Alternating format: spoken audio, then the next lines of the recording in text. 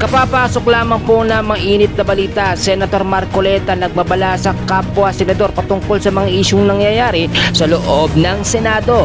John Vic Remulla, babaliktad na nga ba? Campo Brave 13, may dagdag na naman na senador. Alamin ho natin lahat ng mga detalye. Magandang araw mga banateros at eto na nga pag-usapan na natin ang mga issue sa lipunan. Etong si Marcoleta may babalaho sa mga kapwa senador niya. Naku po, matindi. At syempre meron din pong matinding pag-uusapan natin patungkol ho dito sa nangyayari sa Senado kung saan tila sila na ang umatake ngayon. Pambihira, baligtad na usapan. Di ba pag sinabi mong umatake ka, ikaw ay pumunta dun sa lugar na inaatake mo. Inatake mo nga you attack. Baligtad na ngayon. Sila na daw ang umatake sa NBI na naandoon sa Senado. Ang lupit talaga ng impluwensya ng maleta, no? Ibang level.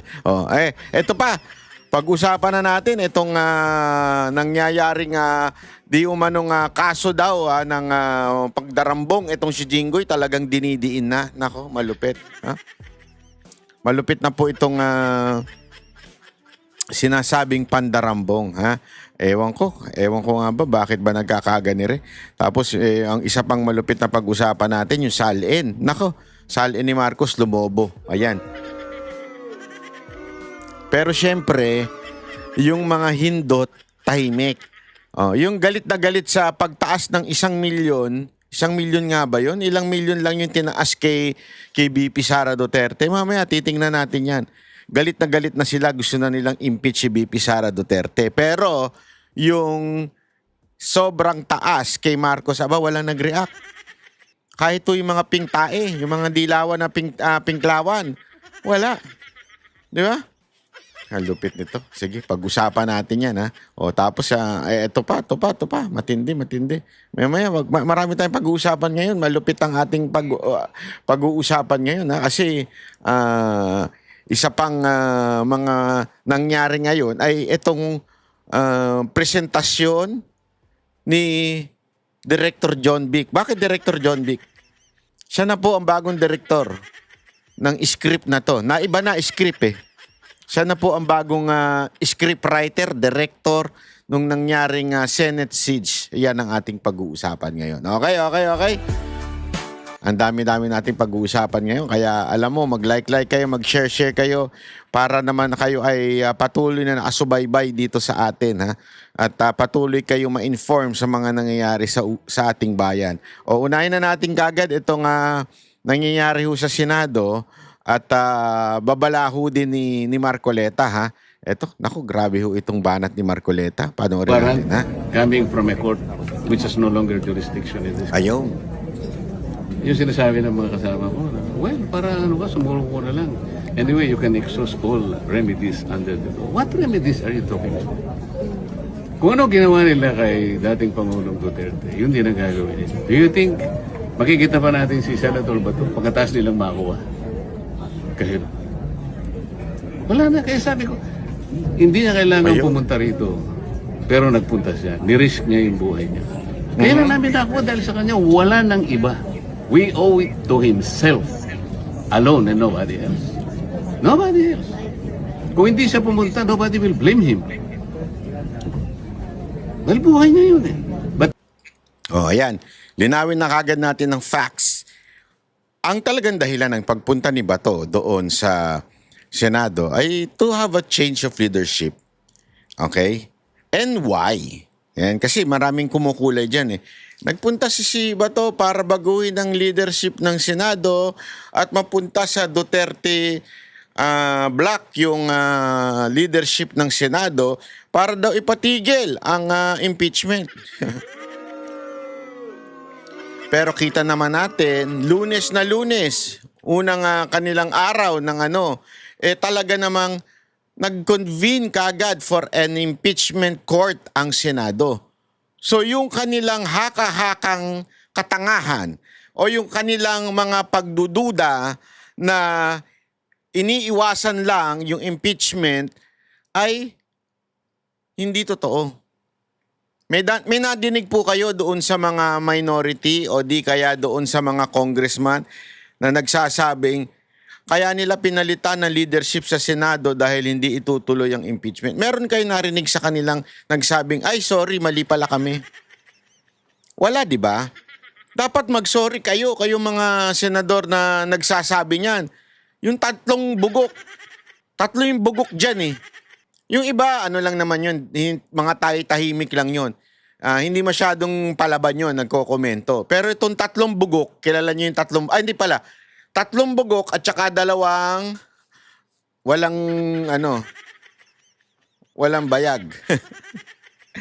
Wala nyo kung sino yun. Hindi ko na sasabihin kasi yun dalawang pares yun eh. Pero yung tatlong bugok, si Ontiveros, si Kiko Maching, at saka itong si Bam Aquino. Yung tatlong bugok na nagsasabing wala nang implanong ituloy ang impeachment kung sakasakali. Kaya gusto nila magpalitan ng Senate presidency. Pahiya po sila. Eto mga congressman, yung mga pangit sa Congress, pinangungunahan ni Congressman Coqui Redon. Yan ang number 1 kaya daw kesyo aanuhin daw yung impeachment pagpalit ng Senate presidency. Kita nyo naman, pahiya sila. Nagsorry ba itong si Coqui Redon? Hindi. Hindi ho siya nag-sorry. Kasi nga ganyan ho sila eh. Magpapakalat sila ng fake news, pero pag nagkamali sila, i-ignore lang nila. Di ba? Kasi nga ugali ho talaga ng may mga Rimowa. Ewan ko kung bakit gano'n ang kanilang ugali, Tapos ang lakas pa ng loob na magpapabideo pa sa loob ng simbahan na nanalangin. Plastic talaga no? Ayan ang mga masasabi nating mga banal-banal aso yan eh. O yan ang mga peke talaga. Ewan ko bakit nga nananalangin pa yan. Nananalangin kayo madagdagan ng inyong pagpapala mula sa peke inyong Panginoon? Diba? Yan ba ang dahilan? Hindi natin alam. Pero ituloy pa natin na sinasabi ni Senator He Marcoleta. chose to do it. Sabi ko sa kasama ko ngayon, sinong walang konsensyang kakakalas? Yung tao ginawa niya. Ayun. Gusto mo magpakulong dito? Pwede. Kasi at least domestic law, di ba? You can hire your lawyers. Pwede ka makita ng kamag-anak mo, ng asawa mo, ng pamilya mo. Sa dihig. Sino tutulong sa iyo to? Ako nga nakiusap eh. So para sinasabi ni Marcoleta na ang tindi ng ginawa ni Bato para lang mapunta yung leadership sa ating dating minority. Kaya tinatanong kasi kung solido pa ang itong majority ngayon. Napaka-solid po ng majority ngayon. Wala akong natakot. Kasi remember, maraming tinatakot dyan eh. Chis Escudero. Diba? Si Jingo Estrada. Si Villanueva. Mga tinatakot yan eh. Sila Villar. Tinatakot ho yan. Nakakasuhan. Pag hindi ho lumipat dito sa kampo nila Subiri. Bakit? Kasi nga tandaan ninyo, winarningan na sila dati. Pinabanggit na sila. Di ba? Binabanggit na sila. Tapos ngayon, tila tinuluyan nila yung isa, yung si Revilla, pero eto parang warning sa kanila. Ngayon, kinakasuhan na ngayon si dinala na, mamaya may papakita ako sa inyo mantindi yung endorsement ng DOJ sa ombudsman. Diba? Agad-agad kinabukasan nung failed na pangaagaw nila sa kapangyarihan nila Subiri, nila Gatchalian. Kasi tandaan ninyo si Subiri nadulas. Si Subiri nadulas na gusto niya maging Senate President ay si Gatchalian. So, ano na lang natin yan. I-settle na natin yan. Yung grupo nila na yan. Sila yung talagang may tangkang agawin ng Senate presidency. And they failed. After they failed, ano nangyari? Sinimula na kagad yung kaso kay Estrada, kay Jinggoy. Makita ko lang si PRRD kasi nandun na ako. Can you imagine, I request. O sige, kung ano lang, makita ko lang. Kung ayaw nyo kung makausap, wag na. Makita ko lang kahit 5 minutes. So I can wave my hands. Para ipakita ko sa niya, Mr. President, I am here. How are you? Then alis na ako. So, saan na Hindi nila ako pinagbigyan. Ganon din ang mangyayari kay Senator Bato. Ngayon, yung mga Pilipinong, lalo na yung mga iba sa inyo, I'm sorry to tell this, lalo na yung mga iba sa inyo, hindi naman lahat, nabayaran.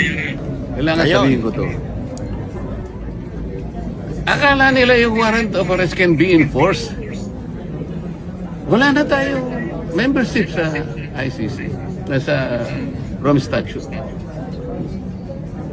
Without the treaty, what will be the legal basis of a warrant of arrest? You tell me. Huwag kayo nagpapapaniwala doon sa mga din, mga abogadong nagsasalita ng salita. Nililin lang. Kilala ko yan, yung dean na nagmamagaling, dyan sa TV5 yan eh. Dating host yan eh. Grabe yung logic niya. Sabi ko, paano naging dean to? Siguro sip-sip lang ito noon. Sip-sip lang ito kaya naging dean ito. Kasi alam naman natin maraming ganyan sa trabaho. Yung sip-sip lang kaya nabibigyan ng katungkulan. Hindi, totoo. Maraming ganyan. Di ba? Marami. Sa mga sa mga kumpanya ninyo, dami dyan, yung sip-sip lang. Pero sa totoo lang, mahina naman ang utak, di ba? Pero dahil sa sip-sip lang, nabibigyan siya ng katungkulan at napapansin siya. Baka ganun itong din na ito. Kaya naging din ito dahil sa sip-sip lang. Pero tama si dito eh. Huwag kayo maniwala dyan sa mga yan. Ginagamit pa nila yung RA 9851 nila. Pero hindi nila binabasa yung Section 17. At saka yung pinaka-last sentence ng Section 17. Tumitigil na sila. Saka nakakitang din, tumitigil na sa kalagitnaan batas. Hindi tinatapos. Pambihirang buhay ireo. Lang nila kayo. Anong pinaglapalagi lang sinasabi? Paikot-ikot sila sa Section 17 of Republic Act 1951. Bali-baligtarin nyo doon. Sinasabi niya lahat. Gagawin mo lang. Isurrender mo or blah blah blah in accordance with extradition laws and treaties. Meron tayong extradition law? Wala. Meron tayong treaty? Wala. Anong basis ng warrant of arrest? As simple as that. Is there an automatic domestic instrument that will bind our country with that of ICC? You tell me. Senator, sabi ko ng OSD, di ba? Enforceable. Halika dito, hindi kita nakikita. Sen, after what happened on Wednesday, sa tingin mo na sa Eto explain ko lang ng bahagya itong Republic Act 9851 Section 17. Yung kino-quote. Yan yung madalas na kino-quote kasi nitong mga etong mga ewan ko ba, mga pinklawa na gusto lang takot sa mga Duterte at ayaw maging presidente si BP Sara Duterte. Paulit-ulit nilang kino-quote yan, yung RA 9851. Okay? At napakalinaw ho doon sa Section 17. Ibibigay po natin yung buong wait lang po para maintindihan natin. Kasi yan yung paulit-ulit nilang kinukote. RA 9851 Section 17. At nakalagay dito, yung in the interest of justice, the relevant Philippine authorities may dispense with the investigation or prosecution of crime punishable under this act if another court or international tribunal is already conducting the investigation or undertaking the prosecution of such crime. Instead, the authorities may surrender. Yan yung paulit-ulit na sinasabi. Yung authority daw may surrender or extradite suspect or accused person in the Philippines to appropriate international court. Tumitigil na sila dyan. Saka makakakita ng Doon sa batas, tumitigil na sila doon. Hindi nila sinasama tong if any or to another state pursuant.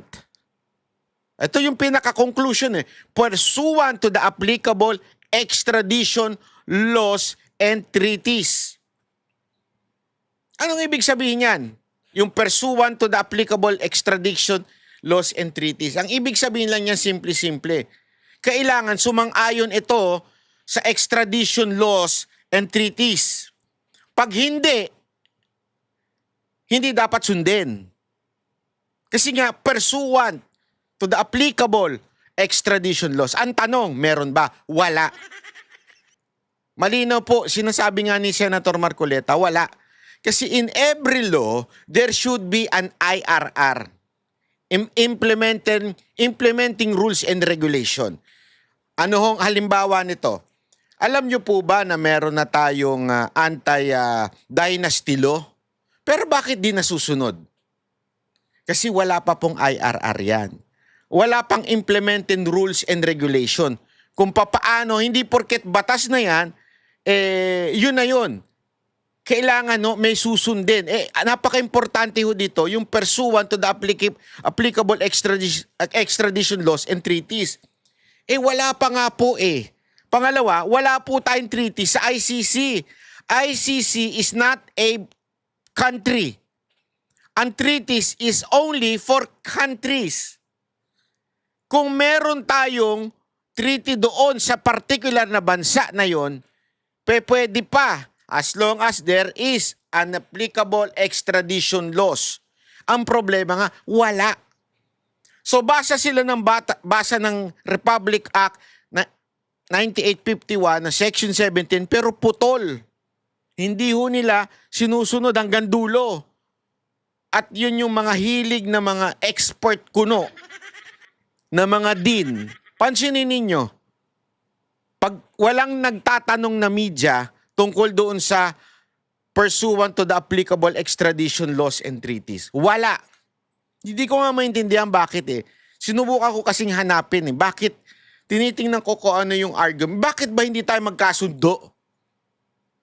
Eto simple lang. Bakit hindi tayo magkasundo doon sa issue ng ang international warrant ba ay may kapangyarihan over sa mga Pilipino?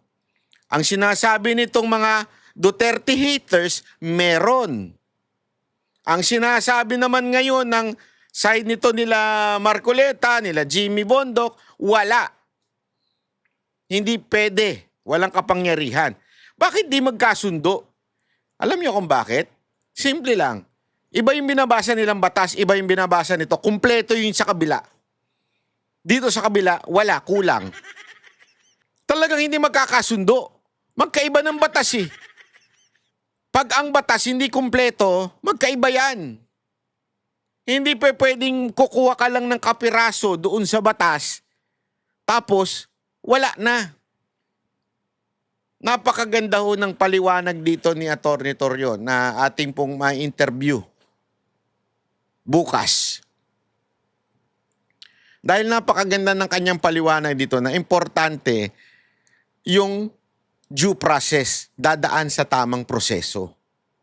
Ano yung proseso? Yun nga po yung questionable dun. Wala pa po kasing IRR o proseso pagdating sa treaties pagdating sa extradition ang Pilipinas. Pangalawa, wala naman po tayong treaty sa ICC.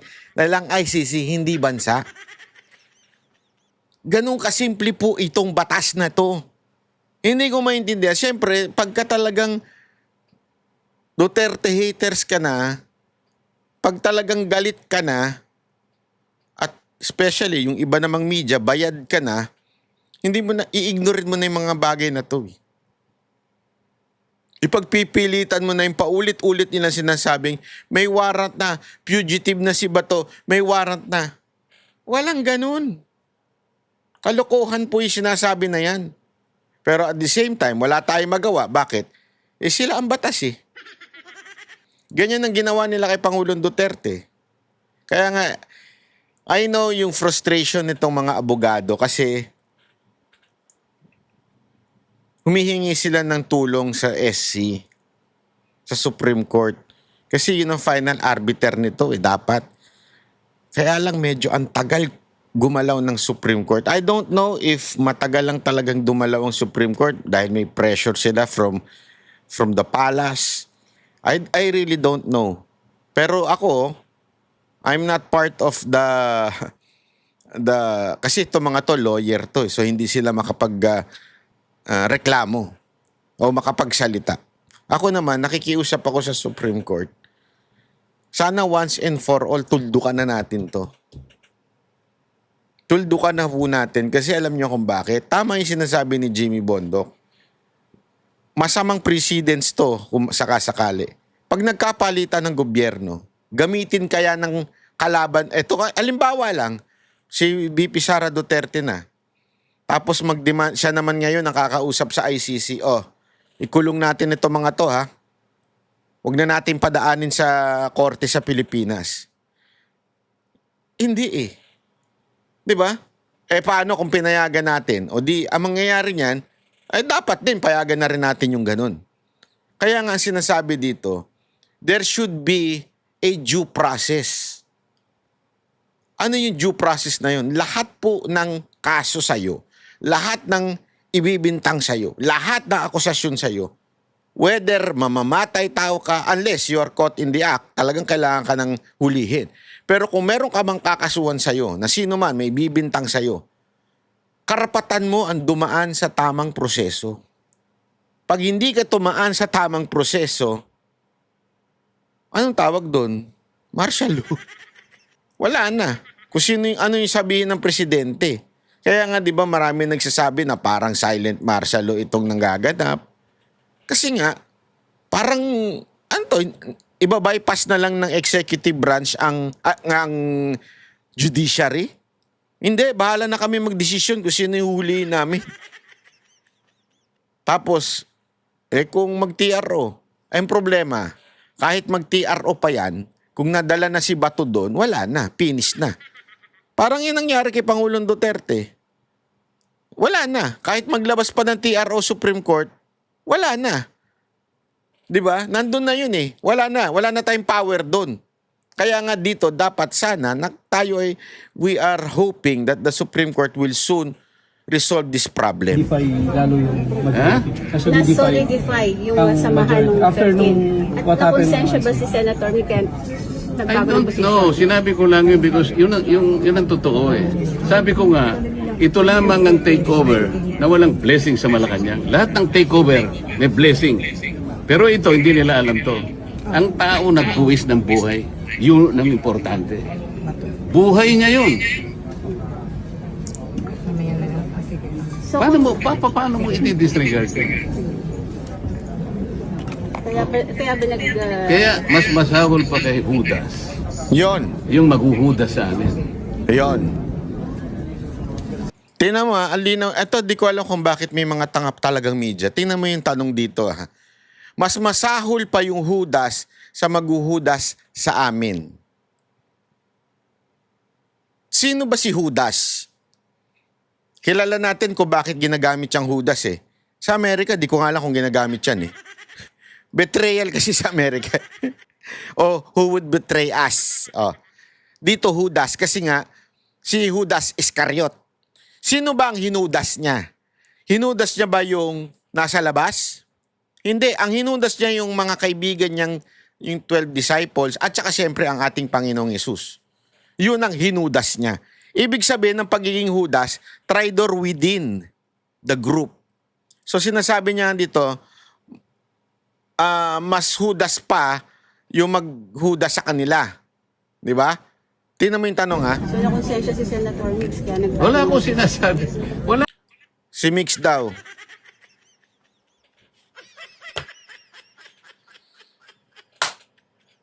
Hayop yan, oo. Pistin niya. Sorry. Sa amin nga eh. Yung maghuhuda sa amin. Hindi naman namin kakampi si Migs. Subiri. Anak naman ng wedding yung media, oh. Wala akong sinasabi. Wala akong sinasabi. Tama na po. Okay naman. Teka. Sige, ano? Hindi, sabi kanina po ni Senator Mix yun nga parang nakonsensya siya, hindi na gusto yung nangyari sa Hindi, wala Senado. kami pag-uusap na gano'n.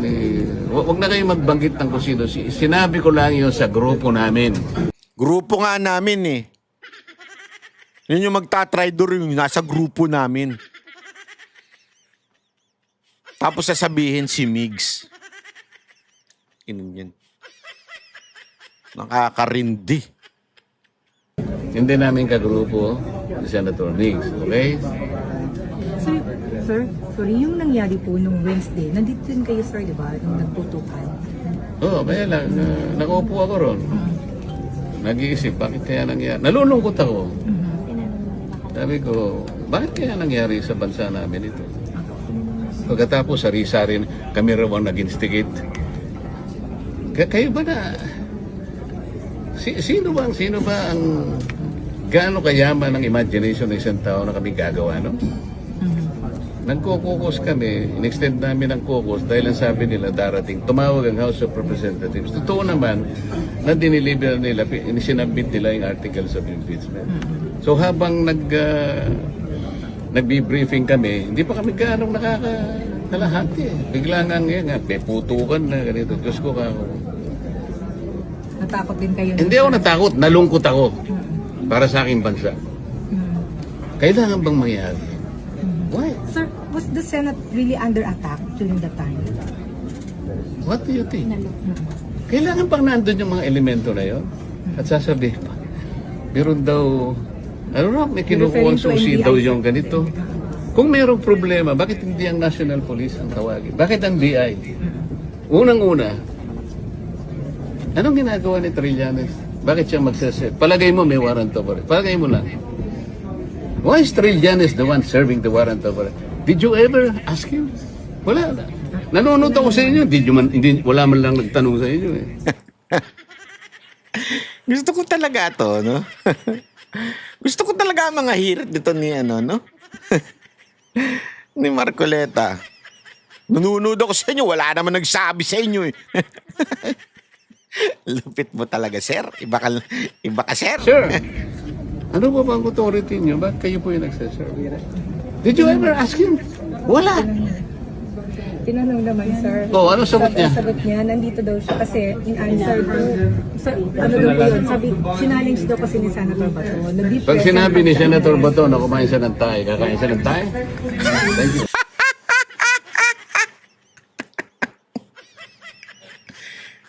Ang lupit, ano? Dapat ikaw ang nagtanong kay ano nun eh. Dito kay pangalan nito, kay Trillanes. Di ba? Dapat siya nagtanong eh, bakit kayo may dala? Ay, hinamon ako dito ni Bato eh. Bakit? Pagka binigyan ka ba ng tae, sinabi sa'yo kumain ka ng tae, kakain ka din.